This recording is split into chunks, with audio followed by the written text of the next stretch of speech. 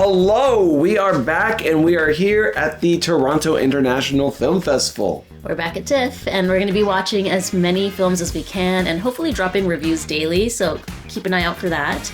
Our first review today is for a film that I think is pretty anticipated. Yes, a lot of people are looking forward to seeing this one. And this is Wake Up Dead Man, a Knives Out mystery. This is the third installment of the Knives Out movie. Benoit Blanc is back to solve yet another intricate murder mystery. Yeah, this time in a Catholic church. And I'm a fan of the Knives Out series. What was your relationship with Knives Out? Yes, I like the first one is my favorite.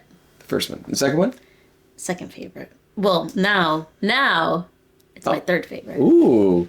Well, before seeing this, I was wondering whether this series would run out of gas. I mean, how many of these can you do? Well, after seeing the new chapter, I can safely say there's still a lot of gas left in this tank, because Knives Out, Wake Up Dead Man was an absolute blast. You can always count on them to be fun. I think that's the number one thing. And I know Rian Johnson has discussed that this one is going to be thematically different in tone, and it is, but also it kind of isn't, because as you come to expect, Johnson is just so good at creating a very intricate web, and when it comes to the genre, this specific genre, there's really no one better than this guy right here. There's so many twists, there's so many turns, and Johnson's ability to keep it all nice and tidy, even as it jumps around in the narrative constantly, he's just a real expert storyteller. Yeah, it's really uncanny how good of a storyteller he is. He makes them so incredibly fun and also at the same time like intricate and like fun to solve, but they're never too complicated or over stuffy. Right.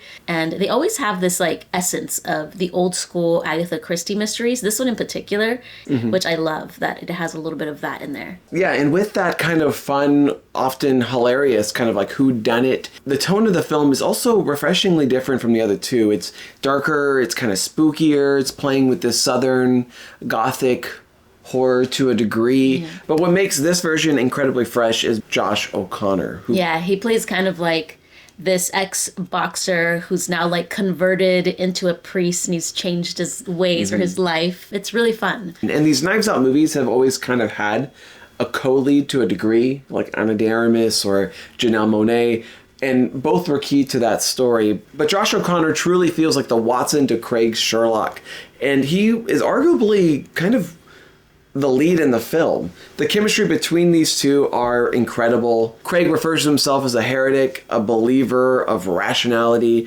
and Josh O'Connor plays against that really nicely, kind of opening the doors to things that we can't explain.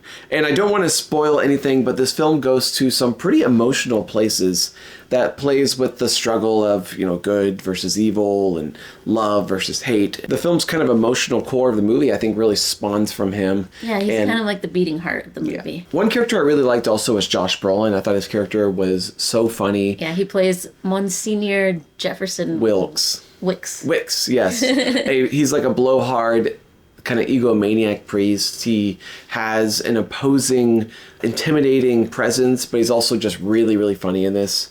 Another standout of the cast, and this likely wouldn't be a surprise to most, but Glenn Close. She's really fantastic here. She plays a very staunch believer. That's very similar to think Meryl Streep in Doubt. That's kind of what it's like. She's very good in it, though. Yeah, I think a standout of just the Knives Out trilogy is that there's always such a fun cast of characters. Yeah, and I don't want to harp too much on how twisty and how clever and how turny the story is, because I think that's something we can all expect from a Knives Out movie by now. In previous Knives Out films, Rian Johnson has also never been shy to kind of interweave some relevant social commentary in there. In the first two films, a lot of the commentary was pointed at the elite and the wealthy. And I wouldn't say that this movie takes aim at religion, but more so takes aim at those who use religion as a weapon for hate and those who seek power using religion.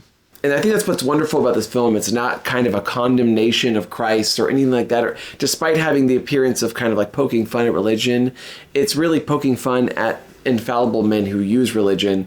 And I think there's some interesting comparisons to be made between religious cults and kind of cult culture that I'll just say that we see occasionally in political figures. And what surprised me about this movie, coming from an agnostic into the door, is that I was quite moved by kind of Josh O'Connor's journey in this film and trying to bring the church back to Christ and its true values, which was surprising for me.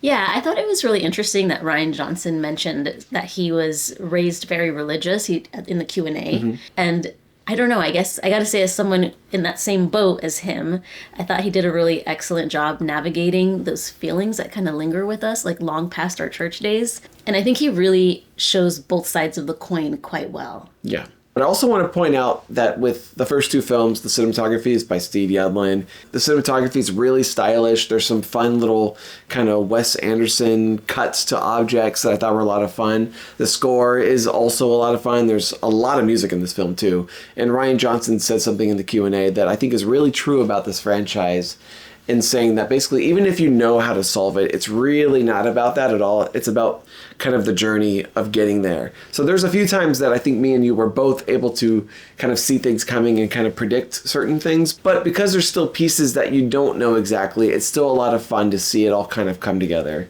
And the journey that Johnson takes you on in this is fun and surprisingly emotional. So yeah, I really like this film. I think it's my second favorite. First, Wake Up Dead Man, and then I go Glass Onion. I loved them all, but that's my order. So I'm going to give Wake Up Dead Man a very solid 8 out of 10. And I swear I flirted with a 9 out of the door because I was buzzing, but I'm going to just chill with an 8. I think that's what makes these films so engaging. The fact that you can easily follow along, pick up on some clues here and there that may or may not give things away. But it's just so much fun to go on that ride anyway. I'm also going to give it an 8 out of 10. And that's also my order now, as, you know, from favorite to least. All right, well, there you go. Let's go ahead and talk Oscars. So Rian Johnson, he's been nominated for 2 Oscar nominations, both for writing the first and the second. And this year, the adapted screenplay, I wouldn't say is like super competitive. So I think there is a chance, very likely, that he's going to get that third nomination. Other nominations could be casting. It's a brand new category, so it's tough to know whether the Academy will just stuff a bunch of Best Picture films in there or whether they'll give it to the, you know, big cast. And of course, Knives Out always has a big cast, so that has to be put on the table as a possibility. There's also rumblings about whether we can see a Josh O'Connor nomination or a Glenn Close nomination. The challenge is that these films are so poppy, so fun, that they're not usually the types of films that are kind of designed for awards. So Josh O'Connor, I guess, could run supporting, but that would be category fraud because, you know, I would say he's definitely, co-lead, if not lead. And then we have Glenn Close, who's an Oscar darling, and we'll see how the year shakes up. Right now, I wouldn't say yes, but I wouldn't absolutely discount it as a possibility because you don't know what kind of supporting performances might drop off by the end of the year. But for now, I'm going to say screenplay is kind of the best bet for that nomination. But that's it. Those are our thoughts on Wake Up Dead Man. A lot of fun. Go see it. Are you excited for this film? Let us know in the comment section below. We have more reviews coming your way. We have Sentimental Value, and we have Frankenstein. Smashing Machine. We've seen a few, so saw a lot. We're gonna go ahead and get those out. Yeah, so hit the subscribe button, and until next time, I will see you At 10.